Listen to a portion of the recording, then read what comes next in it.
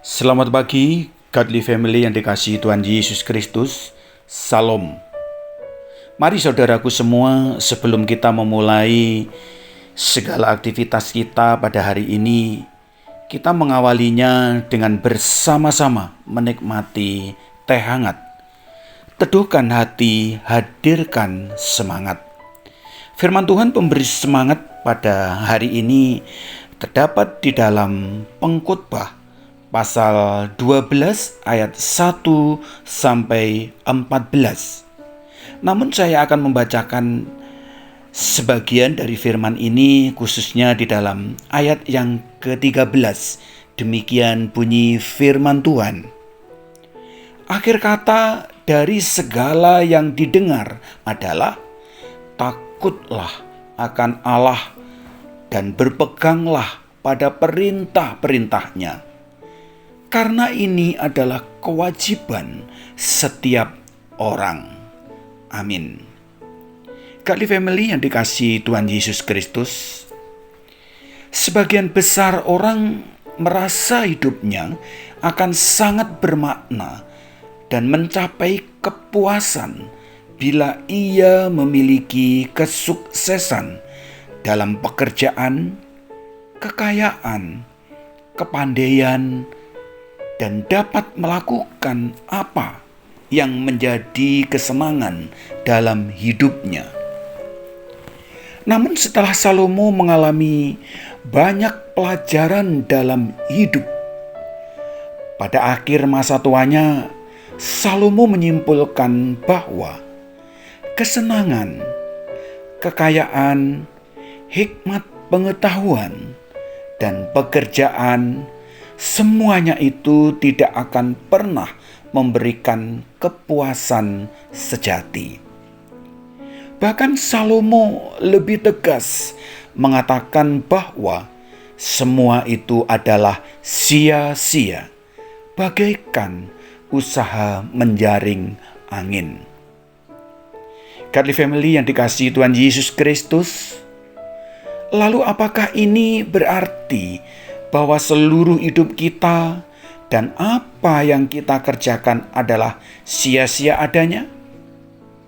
Bersyukur karena Salomo memberikan kesimpulan akhir dalam kitab Pengkhotbah ini, agar dapat mengubah segala kesia-siaan menjadi hidup yang penuh makna dan kepuasan sejati.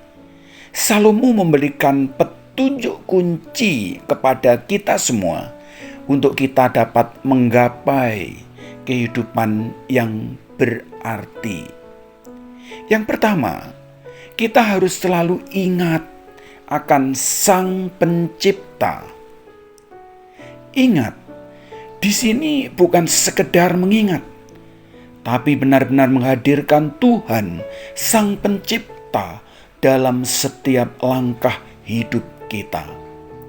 Salomo mengajarkan untuk ingat pada Pencipta sejak dini, pada saat kita masih muda, sebelum keadaan sulit, sebelum kondisi fisik menua dan semakin memburuk, dan sebelum kematian menjemput kita.